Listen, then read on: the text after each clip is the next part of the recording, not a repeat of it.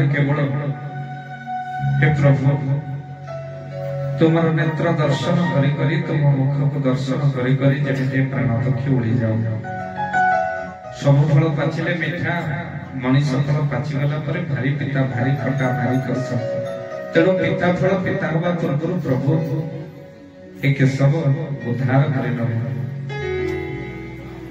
आज प्रहलाद जब आखिर लुह गड़ेले से भगवान प्रकट हेले कहले प्रहलाद डरते हो क्या प्रहलाद कहले हम प्रभु डरुची हेले डरुची मो मरिबा पे डरुची तो बदनाम पाए जगत रे तते कहिबे ओ भगवान आसी रक्षा कला तो सति पई मोते निंदा पछ हो प्रभु तुमको निंदा न हो भगवान कहले प्रहलाद व्यस्त हो परा अछि विराट पर्वत ऊपर हिरण्य कश्यप तड़क माल पचाड़ी देला एई समय भितर भगवान तळे छिड़ा होई प्रहलाद को कोड़े धरि पकेइले बोलिए सच्चिदानंद भगवान की जय मान कोड़े धरि पकेइले सेतबळे प्रहलाद आउ जोरे कांदेबक लागिले आउ जोरे कांदेबक लागिले भगवान कहले प्रहलाद चोट लगी है क्या प्रहलाद प्रहलाद के नाम लगी है अरे इतनी सुंदर कि तोते धरिली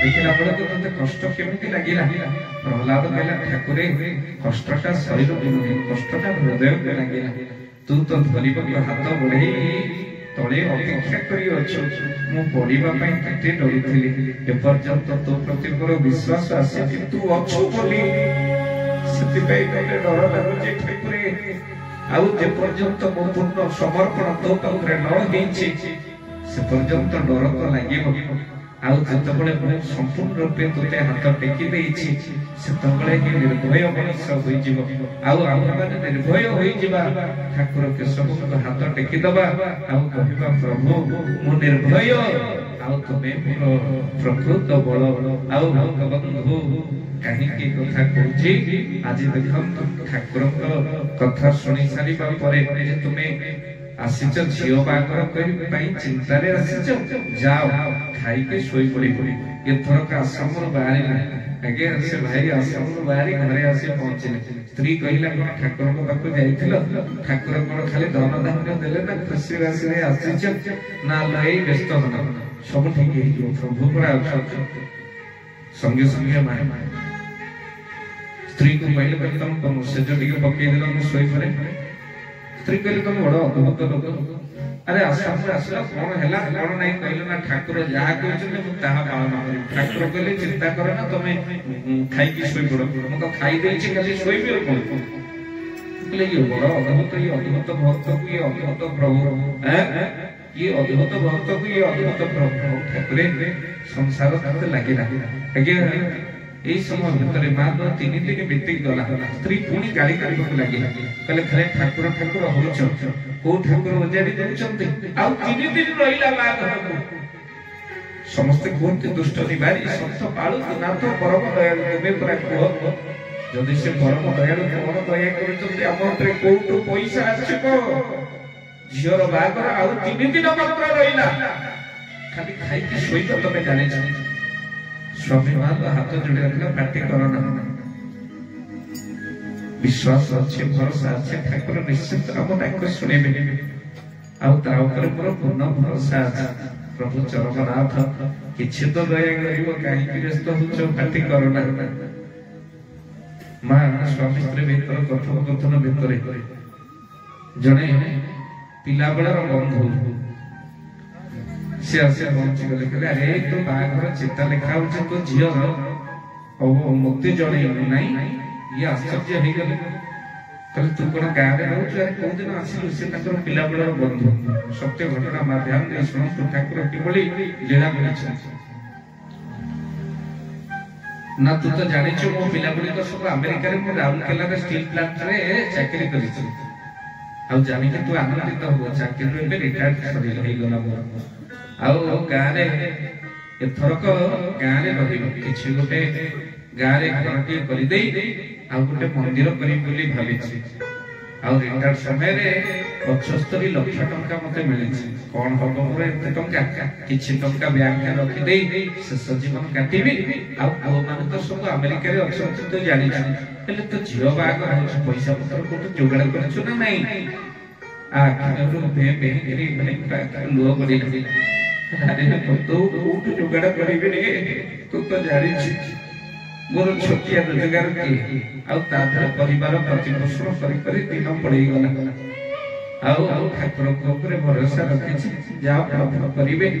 ବନ୍ଧୁବାନ୍ଧବ ସମସ୍ତଙ୍କୁ କହିଛି, ଆଉ ଯାହା ଦେବେ ଦେଖାଯାଉ କଣ ହଉଛି।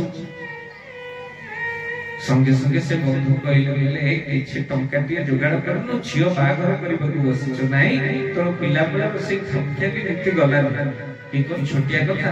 ଆଉ ତୁ ତ ଜାଣିଛୁ ତୋ ଝିଅ ମାନି ମୋ ଘରେ ଖାଇବାକୁ ଯାଏ, ଆଉ ସେବେଠାରୁ ସେ ମୋ ଝିଅ। ଆଉ ମୁଁ ମନ ଭିତରେ ଚିନ୍ତା କରିଛି, ପକେଟରୁ ଚେକ୍ ବୁକ୍ ବାହାର କରି 5 ଲକ୍ଷ ଟଙ୍କାର ଚେକ୍ କାଟିଦେଲି। ଏଇଟା 5 ଲକ୍ଷ ଟଙ୍କା। ଆଉ ନା ରେ, ତତେ ପୁଣି ଫେରେଇବାକୁ ପଡିବ, ତୁ ଏତେ ଗୁଡାଏ ଟଙ୍କା ମତେ ଦଉଛୁ। ଏଥରକ ବନ୍ଧୁ କାନ୍ଦିବାକୁ ଲାଗିଲେ, କହିଲେ ପର ଭାବିଦେଲି ସାଙ୍ଗେ ସାଙ୍ଗେ। ଆରେ ଫେରେଇବୁ କଣ? ଠାକୁର କଣ ମତେ ଅଭାବରେ ରଖିଛି? ତୋ ଝିଅ କଣ ମୋ ଝିଅ ନୁହେଁ? ଆରେ ଜୀବନ ଭିତରେ କନ୍ୟା ଦାନ ନାହିଁ। ତୁ ତ ଜାଣିଛୁ ମୋର 2ଟା ପୁଅ, ମାନିବି ମୋର ଗୋଟେ ଝିଅ। ଯଦି ତୋ ଝିଅ କିଏ ମୋ ଝିଅ କିଏ? ଯଦି ମୋର ବୟସରେ ଅନ୍ତ କାଳରେ ମୋ ରୋଜଗାରର ଅର୍ଥ ଯଦି ତୋ ଝିଅ ପିଛରେ ଲାଗିଗଲା, 8 ଟଙ୍କା ବଡ କଥା କିଛି ଅଛି? ନେ ଭାରି ପଇସା ଫେରେଇଲା ବାଲା, ମତେ ଟଙ୍କା দিয়ে ଫେରେଇବ। ତୋ ଝିଅ କଣ ମୋ ଝିଅ? 5 ଲକ୍ଷ ଟଙ୍କାର ଚେକ୍ କାଟି ଦେଇ ମୁଁ ଟିକେ ବ୍ୟସ୍ତ ଅଛି, ଯାଉଛି। ଏ ଚେକ୍ ତାକୁ ଧରି ଭେଁ ଠାକୁରଙ୍କର ଶ୍ରୀ ବିଗ୍ରହ ଆଗରେ କାନ୍ଦିବାକୁ ଲାଗିଲା। ସ୍ତ୍ରୀ କହିଲେ, ତମେ ଏମିତି ଜୋରରେ କାନ୍ଦୁଛ କଣ? କାନ୍ଦ ନା, କାହିଁ କାନ୍ଦୁଛ?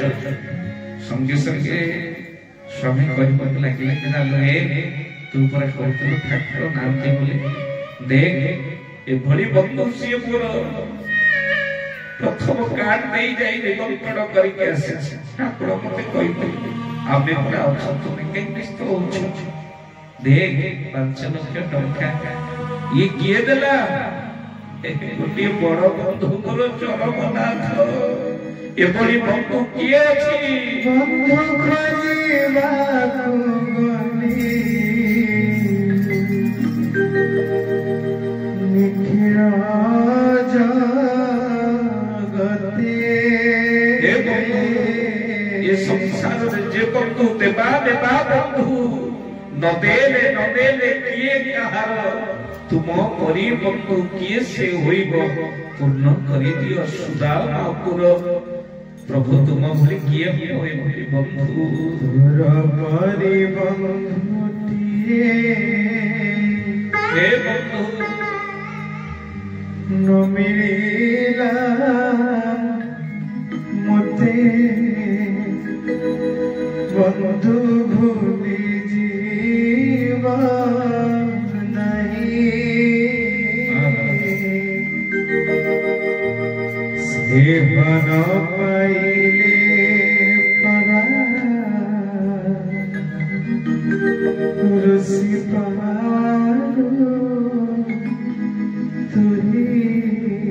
ହେ ବନ୍ଧୁ, କାଳେ ତ ଋଷି ଯୁଗ ସ୍ନେହ ଟିକେ ଅଭାବ ହେଲେ, ଆଉ ସେଥିପାଇଁ ସମ୍ପୂର୍ଣ୍ଣ ରୂପେ ସମର୍ପିତ ତୋତେ ବନ୍ଧୁ। ମାଲ ବାହାଘର ସରିଲା, ସ୍ୱାମୀ ସ୍ତ୍ରୀ 2 ଜଣ ଯାକ ଯାଇ ପହଞ୍ଚିଲେ ଠାକୁରଙ୍କ ପାଖରେ। ଠାକୁରଙ୍କ ପାଦ ତଳେ ଗଡି ଗଲେ, ପ୍ରଭୁ ତୁଳସୀରେ ଥିବା ସ୍ୱାମୀର କଥା କହୁଛୁ। ଆଉ ସେତେବେଳେ ଠାକୁର କହିଲେ, ଆମେ କଥା ଦେଇଥିଲୁ, କଣ ପାଳନ କଲୁନି କି? ଏ ଭେ ହେଇ କାନ୍ଦିଲେ। ପ୍ରଭୁ ଏତେ ଲୀଳା କରିପାରନ୍ତି, ଏ ସାଧାରଣ ମନୁଷ୍ୟ କୋଉଠୁ ବୁଝିବ? ଏ ସାଧାରଣ ମନୁଷ୍ୟ କୋଉଠୁ ବୁଝିବ ତ ଲୀଳା? ଆଉ ପ୍ରଭୁ ଆଉ ସଂସାର ଭିତରେ ଠାକୁର କହୁଛନ୍ତି ଲୀଳାମୟ। ଆଜ୍ଞା ଲୀଳାର ଚରିତ ଶୁଣିଲେ ଆଜ୍ଞା ମନଟା ଆନନ୍ଦ ହେଇଯାଏ। କେତେ ରୂପରେ ଆଉ କେତେ ଭାବରେ ଭକ୍ତମାନଙ୍କ ସହିତ ଲୀଳା କରିଛନ୍ତି। ଆପଣ ମାନଙ୍କ ଆଗରେ ଚରମନାଥଙ୍କର କଥା କହିବା ଯାହା ମାମୁଁ ଘର କଥା ମା ଆଗରେ କହିବା ସେଇଆ। ଆପଣ ମାନେ କହିବେ ଆମଠୁ କଣ ଆପଣ ବେଶୀ ଜାଣିଛନ୍ତି, ଆମେ ପରା ଅନୁଭୂତିରେ ତାକୁ ପାଇଛୁ। ଆଉ ପ୍ରକୃତରେ ଯେତେ ଶୁଣିଲେ ତାଙ୍କ କଥା ସେତେ ଆନନ୍ଦଦାୟକ, କାହିଁକି ନା ପ୍ରଭୁଙ୍କର କଥା ହୃଦୟକୁ ଆନନ୍ଦ ଦିଏ। ଠାକୁରଙ୍କର ଗଜପତି ଜିଲ୍ଲା ଯିବା ସମୟ ଭିତରେ ଜଣେ ଭାଇ ଆଶ୍ରମରେ ଆସି ପହଞ୍ଚିଲେ। ଠାକୁରଙ୍କୁ ନିମନ୍ତ୍ରଣ ଦେଲେ। ନୂଆ ଆପାର୍ଟମେଣ୍ଟ କିଣିଛନ୍ତି ଭୁବନେଶ୍ୱରରେ। ଠାକୁରଙ୍କୁ ନିମନ୍ତ୍ରଣ ଦେଇ କହିଲେ ପ୍ରଭୁ ଆଉ ନୂଆ ଆପାର୍ଟମେଣ୍ଟ କିଣିଛି, ଆଉ ଆପଣ ଟିକେ ଯାଇ ଆଉ ଘରେ ଟିକେ ପାଦ ପକେଇ ଦେଇକି ଆସିବା। ଠାକୁରଙ୍କୁ ନିମନ୍ତ୍ରଣ ଦେଇ ଆଶ୍ରମରେ ଗଲେ। ଠାକୁର କହିଲେ ହଉ ଆମେ ନିଶ୍ଚିନ୍ତ ଯିବୁ। এই সময় ভিতরে সে অপেক্ষা করেছেন দিন যাক ঠাকুর দেখিলা বেড়ে গজপতি উঠিলে। তার 3 দিন পরে ঠাকুর যেতবে আসলে এই ভিতরে গোটে অদ্ভুত ঘটনা ঘটিলা। গোটে বিশাল নাগ সাপটি আপার্টমেন্ট উপরକୁ যাই ঘর ভিতরে প্রবেশ করছে। ইয়ে তো লক্ষ্য পড়িগলা, ঠেঙ্গাটা আনে স্ত্রী কু কহি গোটে বার পকে যা হোক সাপটা কুয়াড়ে অন্তর্ধান হয়েগলা, কুয়াড়ে পড়াই গলে। আর যা হোক যা বড় বিপদରୁ ঠাকুর আমাকে রক্ষা করেদেলে। মালু ତା 2 ଦିନ ପରେ ଯେତେବେଳେ ଆଶ୍ରମରେ ପହଞ୍ଚିଲେ ଆଉ ଠାକୁରଙ୍କ ପାଖରେ ଯାଇ ପହଞ୍ଚିଲେ, ପ୍ରଭୁ ଏତେ ଅପେକ୍ଷା କରି ହେଲେ ଆପଣ ଟିକେ ପାଦ ପକେଇଲେ। ଠାକୁରଙ୍କର କହିଲେ ଲୋକମାନେ ନିମନ୍ତ୍ରଣ ଏପଟେ ଦେଇକି ଯାଉଛନ୍ତି, ସେପଟେ ଠେଙ୍ଗାରେ ପେଟୁଛନ୍ତି, ଆମେ ବା କଣ କରିବୁ? ଆମେ ଗଲା ବେଳକୁ ଲୋକ ଠେଙ୍ଗାରେ ପେଟୁଛନ୍ତି। ତେଣୁ ସେଥିପାଇଁ ଇଏ ଆଶ୍ଚର୍ଯ୍ୟ ହୋଇଗଲା, ମନ ପଡିଗଲା। ତେଣୁ କେତେ ରୂପରେ ଠାକୁର ଲୀଳା କରନ୍ତି, କେତେ ଭାବରେ ଯାଆନ୍ତି ଭକ୍ତ ଘରକୁ। ଭକ୍ତ ତାଙ୍କର ପ୍ରାଣଧନ, ଭକ୍ତ ତାଙ୍କର ଜୀବନ। ଆଉ ସେଥିପାଇଁ ଭକ୍ତ ଘରକୁ କେତେ ଭାବରେ ସେ ଯାଆନ୍ତି, କଥା କେବଳ ଭକ୍ତ ହିଁ ଯାଆନ୍ତି। ତ ସେଥିପାଇଁ ଲୀଳା କିଏ ବୁଝିବ? ମୋ ନିଜର ଅନୁଭୂତିଟି ଆପଣମାନଙ୍କୁ କହିବି, ଆପଣମାନେ ଆଶ୍ଚର୍ଯ୍ୟ ହୋଇଯିବେ। ଏ ଠାକୁରଙ୍କର ସ୍ଥୂଳ ଶଯ୍ୟା ଥିବା ସମୟର ଘଟଣା। ଯେତେବେଳେ ଆମେରିକାରେ ଜଣେ ଭାଇ ଥାନ୍ତି, ସେ ଭୁବନେଶ୍ୱରରେ, ଆଉ ତାଙ୍କ ସହିତ ମୋର ବ୍ୟକ୍ତିଗତ ବହୁତ ଭଲ ସମ୍ପର୍କ ଥିଲା। ପ୍ରାର୍ଥନା ଚ୍ୟାନେଲରେ ପ୍ରଥମ ସେତେବେଳେ ମୋର ଦାଡେତ ଭକ୍ତିର ସୁଟିଂ ଚାଲିଥାଏ। ମୁଁ ଭୁବନେଶ୍ୱରରେ ଥାଏ।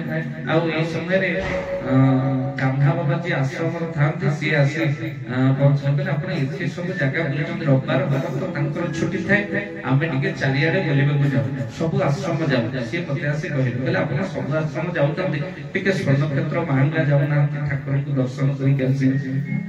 ମୁଁ ସେତେବେଳେ ତାଙ୍କୁ ପ୍ରଶ୍ନ କଲି, ମୁଁ କହିଲି ଠାକୁର ତ ଜଣେ, ପୁଣି ଜଣେ ଠାକୁର କିଏ ପ୍ରକଟ ହେଇଛନ୍ତି, ହଉ ଯିବା ଟିକେ ବୁଲି ଆସିବା। କାହିଁକି ନା ଯେହେତୁ ମୁଁ ଭାଗବତ ଗୀତା ରାମାୟଣର ପ୍ରବଚନ କରୁଥାଏ, ପେଟରେ ପେଟେ ଅହଙ୍କାର ଭିତରେ ଭରି ଯାଇଛି। ମୁଁ କହିଲି ପୁଣି ଗୋଟେ ଠାକୁର କିଏ ଆସିଲେ, ଯିବା ଟିକେ। ଏଇ ସମୟ ଭିତରେ ଆମେ ଯାଇ ଠାକୁର ସ୍ୱର୍ଣ୍ଣକ୍ଷେତ୍ର ମାହାଙ୍ଗାରେ ପହଞ୍ଚେ। ଯେତେବେଳେ ପହଞ୍ଚିଲୁ ଗାଡିରେ ଗଲେ, ସେଦିନ ପୁଣି ମନ ଅଛି ଆଜି ବି ସୁନୀଲ ବାବୁଙ୍କର ଜନ୍ମଦିନ ଥାଏ। ଆମେ ଏପଟେ ସତ୍ସଙ୍ଗ ଚାଲିଥାଏ। ଆଜି ଯୋଉଠି ଠାକୁର ଆପଣଙ୍କର ଦୋମାଲା ଘର ତଳେ ବସିଥାଏ, ଯେତେବେଳେ ବସିଥାଏ ସମସ୍ତେ ଧାଡିରେ ଯାଇ ଠାକୁରଙ୍କ ଦର୍ଶନ କଲେ। ମୁଁ କିନ୍ତୁ ଯିବାକୁ ଇଚ୍ଛା ନଥାଏ। ମୁଁ କହିଲି ଆରେ ଆଉ ଜଣେ କିଏ ଏଠି ଅଛବ ଘରେ ପ୍ରକଟିତ ହେଇଛନ୍ତି, ଲୋକ ତାକୁ ଠାକୁର ବୋଲି କହୁଛନ୍ତି। ଆଶ୍ରମ ସିନା ପଳେଇ ଆସିଲେ, ଅରୁଆ ଡାଲମା ଭଲ ତ ଭଲ, ଆଉ ଠାକୁର ଦେଖାରୁ ମତେ ମିଳିବ। ଠାକୁର ତ ଜଣେ, ଆଉ ଠାକୁର ପୁଣି କଣ ମାନବ ଶରୀରରେ ଆସିଲେ, ମୁଁ ହେ ଜ୍ଞାନ କରିଦେଲି। এই সময় ভিতরে জনে গুরু ভাই আসলে কলে আজ্ঞা আপনাকে ঠাকুর ডাকুছেন। মু কইলি ঠাকুর পুনি কিয়ে? না আপন এমনি কোন কହୁଛନ୍ତି, কিন্তু তমর যদি ঠাকুর, তমে যাকে ঠাকুর কହୁଛ, যদি সে প্রকৃতরে ঠাকুর, ঠাকুরଙ୍କର ଗୋଟିଏ ନାମ ହେଉଛି ଅନ୍ତର୍ଯାମୀ। ସେ ଅନ୍ତରର କଥାକୁ ଜାଣି ପାରନ୍ତି। ଭଲ ତମ ଠାକୁରଙ୍କୁ ପଚାରି ଆସିବ, ମୋ ନାଁ କଣ, ମୋ ଘର କଣ, ମୋ ଗୋତ୍ର କଣ, ଆଉ ମୋ ବାପାଙ୍କ ନାଁ କଣ। ଯଦି ଠାକୁର ତମର କହିଦେଲେ ମୁଁ ଜାଣିବି, ମୁଁ ତ ନାଁ କୋଉଠୁ ଶୁଣିକି କହିଦେବି, ବାପା ନାଁ ତ କହିପାରିବେ। ଯଦି ବାପା ନାଁ କହିଲେ ଗୋତ୍ର ତ କହିବା କଷ୍ଟକର ହବ, ଯଦି ଗୋତ୍ର କହିଲେ ଆମ ଘର କୋଉଠି ବି ଜାଣିବା ବଡ କଷ୍ଟକର ହବ। ତେଣୁ ନିଶ୍ଚିତ ଭାବରେ ତୁମ ଠାକୁର ଯଦି କହିଦେଲେ ମୁଁ ଜାଣିବି ଠାକୁର ବୋଲି। ହଉ ଇଏ ସେଠୁ ଗୁରୁ ଭାଇ କହିଲେ ହଉ ଠିକ ଅଛି, ମୁଁ ଯାଇ ଠାକୁରଙ୍କୁ ଟିକେ ପଚାରିକି ଆସେ। ଯାଇ ପହଞ୍ଚିଲି ଠାକୁର ପାଖରେ 5 ମିନିଟ୍ ରହିଲେ, ମୁଁ ମୋ କାର୍ଯ୍ୟରେ ବସିକି ବ୍ୟସ୍ତ। ସିଏ ସିନା ଶୀଘ୍ର ବାହାରିଲେ ଆମେ ପଳେଇବୁ, ଏଠୁ ମତେ କଣ ମିଳିବ। ସେ ଯାହା ଦୌଡ଼ିକି ପାଖକୁ ଆସି ପହଞ୍ଚିଲେ, କହିଲେ ଆଜ୍ଞା ଟିକେ ଶୁଣନ୍ତୁ। ମୋ କାନରେ କହିଲେ, ଠାକୁର କହିଲେ ଆପଣଙ୍କ ନାମ ଦିବାକର, ବାପାଙ୍କ ନାଁ ଏଇଆ, ଘର ଏଇଠି, ଆପଣଙ୍କର ଗୋତ୍ର ଏଇଆ, ସମ୍ପୂର୍ଣ୍ଣ ବିବରଣୀ ଯେତେବେଳେ ଠାକୁରଙ୍କୁ ଶୁଣିଛି ଗୁରୁ ଭାଇ ମୋ କାନରେ କହିଛନ୍ତି, ସେତେବେଳେ ମୁଁ ଆଶ୍ଚର୍ଯ୍ୟ ହେଇଗଲି। ମୁଁ କହିଲି ଆରେ ଇଏ ଜାଣିଲେ କେମିତି?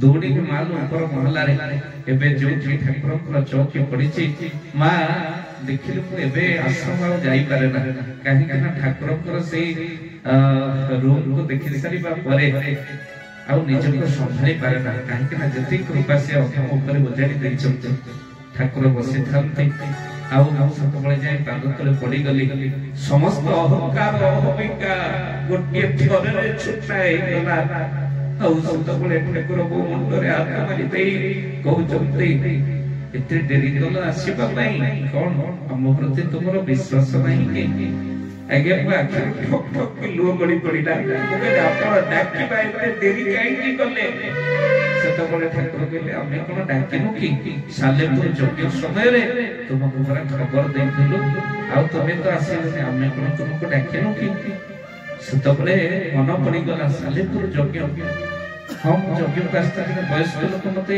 रात्रि थरे कहिथिले कहले तमे स्वर्ण क्षेत्र मार्गरे टिके ठाकुर को देखा करी के जीव ठाकुर तुमको खोजु चल मु हे ज्ञान करी करी ठाकुर को मते खोजु चल नहीं ई कथा कोन के संभव हे पारे ओ गुरुदेव भद्रनाथ बाबा मधुसूदन लिखा तुम हे जेते मोते खोजो हे ठाकुर तुम बहु दिने न खोजे तुम्हे मोते जेते खोजो हे ठाकुर तुम बहु दिने न खोजे नीति मो लगी तुम्हे झुरु थाओ ये भाव मोहि न बुझे ये भाव मोहि न बुझे कहले आगे क्षमा कर देबे कान धरछि अपराध होइछि आ समस्त अहंकार अहमिका भांगी गला आज भी मन पड़ी जाए सही अपूर्व स्पर्श प्रभु चरम पाद नख गुड़ाक बड़ बड़ हेतिला जेमिति लागिला नृसिंह ठाकुर जेमिति प्रहलाद को गुणाग्रत करुचंत अवश्य मनुष्य प्रहलाद को किंतु ताको नृसिंह रूप रे दर्शन करिछि मुंडरे हाथ मारी देछि खाली आंशिक को लागिले मो आखिर लुह पड़ी जाउथाए पाद तले पड़ी पड़ी समस्त अहंकार अहमिका दिवाकर भांगी गला।